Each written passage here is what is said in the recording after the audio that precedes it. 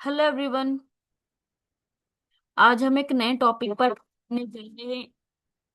Hello everyone, आज हम एक नए टॉपिक पर बात करने जा रहे हैं। आज का जो टॉपिक है वो है फंडामेंटल्स ऑफ कंटेंट राइटिंग।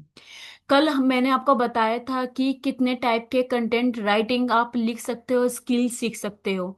काफी सारे टाइप से। उसी के साथ ही मैंने आपको बताया था कि टाइप्स ऑफ ब्लॉग पोस्ट। आप रेगुलरली आप जरूर ये चीज देखते होंगे, लेकिन आपने कल की क्लास में जिस टॉपिक में मैंने आप बात करी थी, कल के टॉपिक को देखकर आप जान गए होंगे कि अलग अलग फील्ड को अलग अलग पोस्ट कहते हैं, अलग अलग कंटेंट राइटिंग कहते हैं। अगर आप सोशल मीडिया पर किसी रील के लिए लिख रहे हो तो सोशल मीडिया कंटेंट राइटिंग हो गई। अगर आप किसी प्रोडक्ट के बारे में डिस्क्रिप्शन लिख रहे हो तो वो प्रोडक्ट रिव्यू हो गया। तो अलग अलग लाइन की अलग अलग मैंने पोस्ट और कंटेंट राइटिंग बताई। ओके। आज हम बात करने जा रहे हैं फंडामेंटल्स ऑफ कंटेंट राइटिंग। ये कितने टाइप के होते हैं, फंडामेंटल्स ऑफ कंटेंट राइटिंग क्या होती है। आज के इस लेक्चर में हम कंटेंट राइटिंग के वो बेसिक रूल सिखाऊंगी जो हर राइटर को पता होना चाहिए। यही फंडामेंटल्स आपको एवरेज राइटर से प्रोफेशनल राइटर बनाती है। अगर आप एवरेज राइटर हो तो आप ये सीख कर एक प्रोफेशनल राइटर बन सकते हो। चलिए क्लास को शुरू आगे बढ़ाते हैं। ध्यान से समझिएगा और सुनिएगा। फंडामेंटल्स ऑफ कंटेंट राइटिंग में पहला आता है कि वाई फंडामेंटल्स मैटर। इसमें मैटर क्या क्या है। अगर आप बेसिक फॉलो नहीं करते तो चाहे आप कितने भी कंटेंट लिख लो, वो प्रोफेशनल नहीं लगते। फंडामेंटल से ही आपका राइटिंग स्ट्रांग होता है, की रियलिटी आती है और साथ ही रीडर का ट्रस्ट भी बनता है। अगर आप कोई कंटेंट लिख रहे हो तो उसके अंदर इम्प्रूव क्वालिटी होनी चाहिए, ताकि आप लोगों का ट्रस्ट बिल्ड कर सके और मेक योर प्रोफेशनल होना चाहिए। ठीक है एवरीवन, ताकि लोग आप पर ट्रस्ट कर पाए। इसी के अंदर अब अगला टॉपिक आता है, पॉइंट्स आते हैं। फंडामेंटल्स के अंदर पॉइंट्स आएंगे जो मैं क्लियर करूंगी एक एक करके। इसी के अंदर पहला पॉइंट्स है नाउ योर ऑडियंस, की आप ऑडियंस को कैसे जानोगे। सबसे पहले तो कि ऑडियंस को आप कैसे जानोगे और ऑडियंस आपको कैसे जानेगी। तो इसके अंदर तीन पॉइंट्स है। Who are you writing for, यानी कि आप किसके लिए लिख रहे हो। दूसरा है कि व्हाट डू दे वांट, आप क्या चाहते हो। और थर्ड है कि what problem are you solving, यानी कि आप किस तरह की प्रॉब्लम सॉल्व कर रहे हो। मैं इसको क्लियर क्लियर समझाऊं तो इसका ये मतलब है कि सबसे पहला रूल इसके अंदर ये आता है कि आप किसके लिए लिख रहे हो। Who are you writing for. अगर आप स्टूडेंट के लिए लिख रहे हो तो आपकी सिंपल सिंपल लैंग्वेज होनी चाहिए। यदि अगर आप बिजनेस ओनर के लिए लिख रहे हो तो आपकी टोन प्रोफेशनल होनी चाहिए, ताकि लोगों आपके टोन को, आपके प्रोफेशनल को अच्छे से समझ सके, आपके कंटेंट राइटिंग, आपके टॉपिक को अच्छे से समझ सके। ठीक है। ऑडियंस को समझना राइटिंग का फाउंडेशन होता है। आपको ऑडियंस का ट्रस्ट और साथ ही उनको समझना बहुत जरूरी है। इसलिए अगर आप कोई भी किसी टॉपिक पर आप लिख रहे हो, आप किसके लिए लिख रहे हो ये क्लियर होना चाहिए। आप क्या दे रहे हो वो क्लियर होना चाहिए। उसके अंदर आप सॉल्व कर रहे हो लोगों की प्रॉब्लम, ये तीन चीज होना बहुत जरूरी है, ताकि आप ऑडियंस का ट्रस्ट बना सको। ठीक है। इसी के अंदर दूसरा पॉइंट आता है क्लियर पर्पस। आपका एकदम क्लियर पर्पस होना चाहिए, यानी कि आप इंफॉर्मेशन दे रहे हो या एजुकेशन दे रहे हो, सेल दे रहे हो या एंटरटेनमेंट दे रहे हो। यानी कि इसके अंदर ये आता है कि अगर कंटेंट एक पर्पस के लिए होता है, हर कंटेंट का पर्पस अलग अलग होता है। आप क्या करना चाहते हो या चाहते हो, तो ये सब चीजें अलग अलग होती है। जैसे कि आप इंफॉर्मेशन देना चाहती हो, टीचिंग करना चाहती हो, या फिर प्रोडक्ट बेचना चाहते हो, या फिर ऑडियंस को एंटरटेन करना चाहते हो। आपके पर्पस एकदम क्लियर होना चाहिए। आप इंफॉर्मेशन देना चाहते हो तो वो कंटेंट अलग होगा। एजुकेशन देना चाहते हो तो आपका कंटेंट अलग होगा। अगर किसी प्रोडक्ट को आप बेचना चाहते हो तो उसका कंटेंट अलग होगा। एंटरटेनमेंट करना चाहते हो तो सबका अलग अलग होगा। अगर पर्पस क्लियर नहीं होगा तो कंटेंट आपका वीक हो जाता है। ठीक है, तो आप किसी चीज के टॉपिक के ऊपर अगर आप लिख रहे हो तो आपकी सारी चीजें एकदम क्लियर होनी चाहिए। ठीक है। अब इसी के अंदर तीसरा पॉइंट आता है सिंपल लैंग्वेज। सबसे पहला, शॉर्ट सेंटेंसेस होने चाहिए, इजी वर्ड्स होने चाहिए, नो कॉम्प्लेक्स ग्रामर होनी चाहिए। यानी कि कंटेंट को रॉकेट साइंस मत बनाओ। लोग सिंपल लैंग्वेज पसंद करते हैं। शॉर्ट सेंटेंसेस में भी आप अच्छे से समझा सकते हो। इजी वर्ड होने चाहिए, क्लियर मैसेज होने चाहिए आपका, और ये तीन चीजें कंटेंट को रीडेबल बनाती है। यानी कि आपका जो कंटेंट है वो सिंपल शॉर्ट हो, ताकि लोग जल्दी आपकी बात समझ जाए, आपका कंटेंट समझ जाए। उसमें जो वर्ड्स है जो आप बोल रहे हो, समझा रहे हो, एकदम इजी होने चाहिए। साथ ही क्लियर मैसेज होना चाहिए। नो कॉम्प्लेक्स ग्रामर, ज्यादा ग्रामर यूज मत करो, सिंपल लिखो, शॉर्ट में लिखो, ताकि लोग समझ सके, जल्दी समझ सके और जल्दी जान भी सके। इससे क्या होता है कि लोग आप पे ट्रस्ट जल्दी बना सकते हैं और आप ट्रस्ट भी बना पाओगे।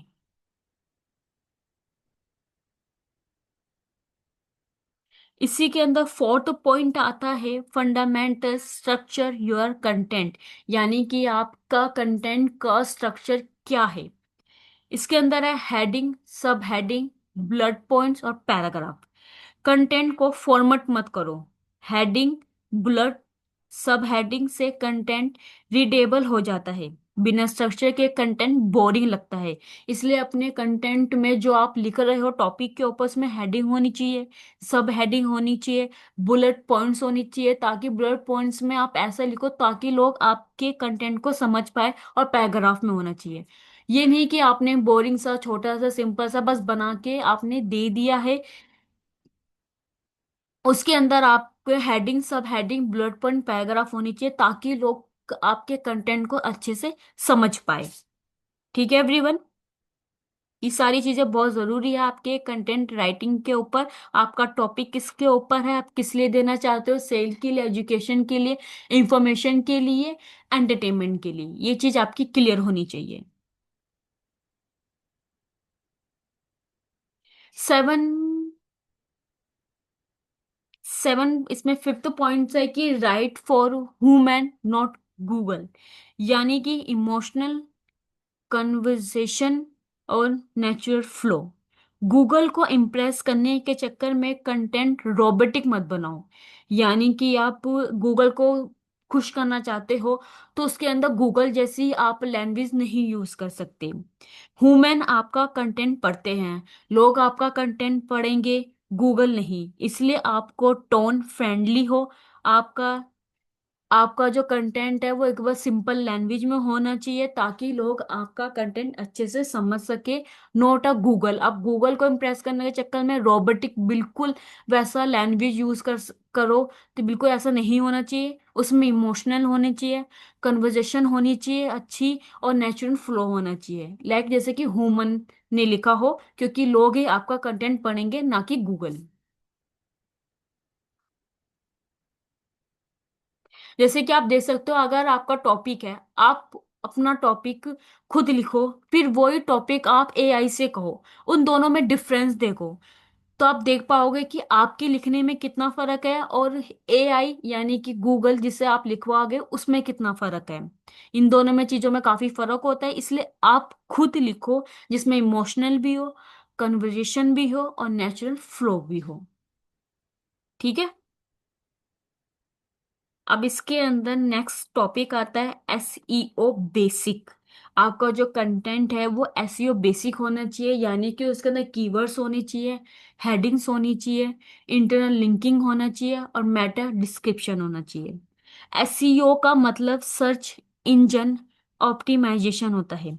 आप कंटेंट में कीवर्ड यूज करते हो, हेडिंग, साथ ही इसमें हेडिंग भी ऐड करते हो, रिटेलिंग लिंक्स भी आप लगा सकते हो इसमें। ये सब गूगल को हेल्प करता है रैंकिंग में। अगर आप एसईओ बेसिक समझकर अपना कंटेंट लिखोगे तो गूगल की रैंकिंग में आपका कंटेंट काफी अच्छा इंक्रीज कर सकता है। तो आपके कंटेंट में एसईओ बेसिक होना बहुत जरूरी है। आप कीवर्ड्स यूज करो तो एसईओ बेसिक होना चाहिए। सर्च इंजन ऑप्टिमाइजेशन, उसमें हेडिंग होनी चाहिए। उसके अंदर आप इंटरनल लिंक भी लगा सकते हो और अच्छा खासा डिस्क्रिप्शन भी आप लिख सकते हो। जैसे कि मैं यहाँ पे आपको एक मैं छोटा सा एग्जांपल करके समझा देती हूँ। यहाँ पे हम लिखते हैं मॉर्निंग वॉक बेनिफिट कीवर्ड्स, जैसे मैंने कीवर्ड्स लिखे, ये मैंने एंटर करा।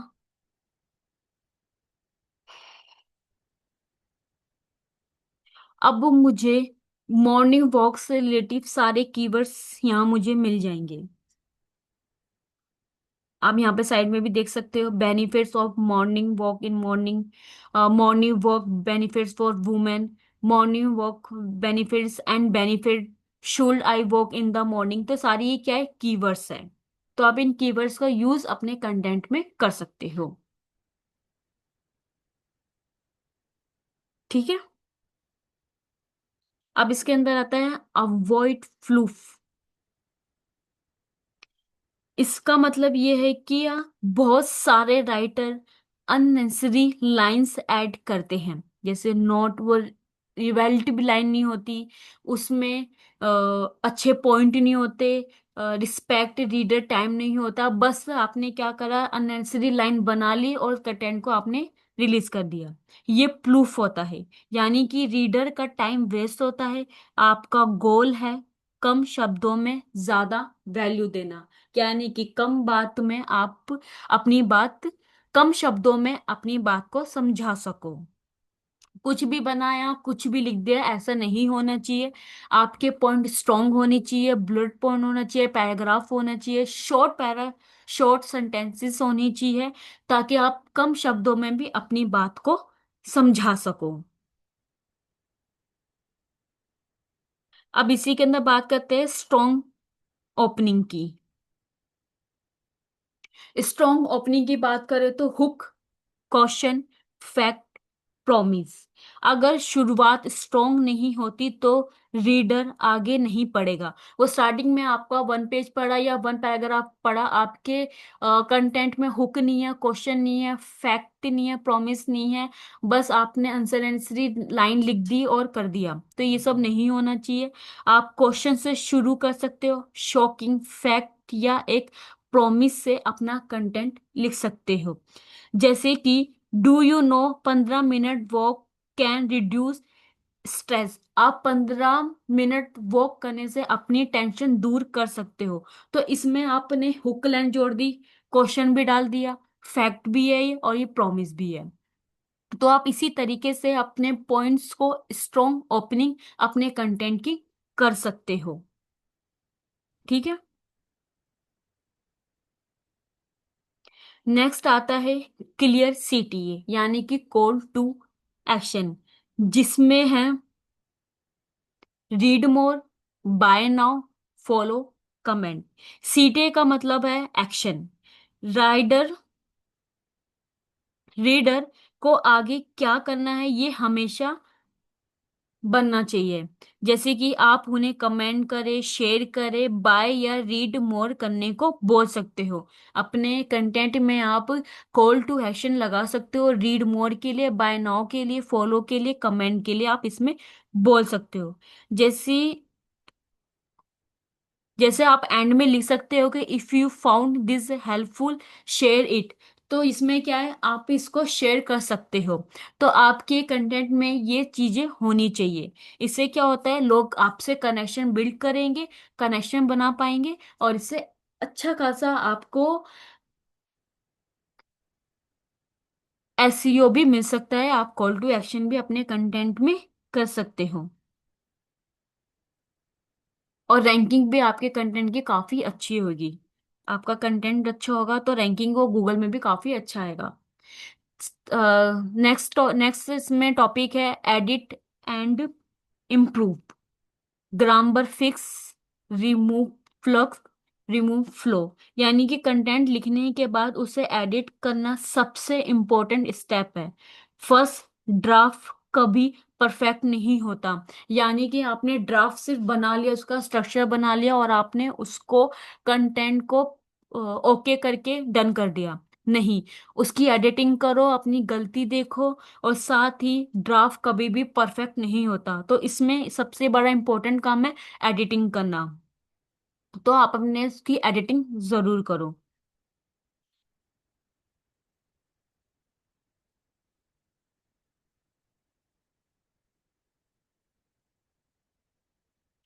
तो गाइस एक छोटी समरी में और दे देती हूँ। हमने फंडामेंटल्स के रिकैप क्या क्या है। नाउ ऑडियंस, आप ऑडियंस को कैसे जानोगे।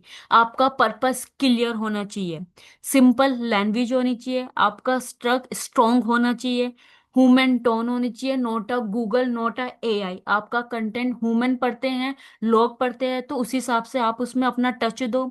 एसईओ बेसिक होना चाहिए, नो फ्लप होना चाहिए, स्ट्रॉन्ग ओपनिंग होनी चाहिए, call to action edit. Fundamentals में ये 10 पॉइंट बहुत स्ट्रॉन्ग होनी चाहिए आपके कंटेंट राइटिंग में लिखने के लिए। साथ ही गाइस ये 10 फंडामेंटल्स आपको बिगिनर से प्रोफेशनल राइटर बना देगा अगर आप इन्हें रेगुलरली फॉलो करते हो। ठीक है गाइस। तो आज का टॉपिक ये था कि फंडामेंटल्स, एक मिनट। हाँ, तो आज का टॉपिक ये था फंडामेंटल्स ऑफ कंटेंट राइटिंग। मैंने आपको 10 पॉइंट बताए हैं। 10 पॉइंट आपके कंटेंट में एकदम स्ट्रांग होनी चाहिए, तो आप एवरेज से प्रोफेशनल राइटर बन सकते हो। तो दैट्स इट, आज की क्लास में बस इतना ही। नेक्स्ट टॉपिक में मिलती हूँ मैं आपसे अगली क्लास में।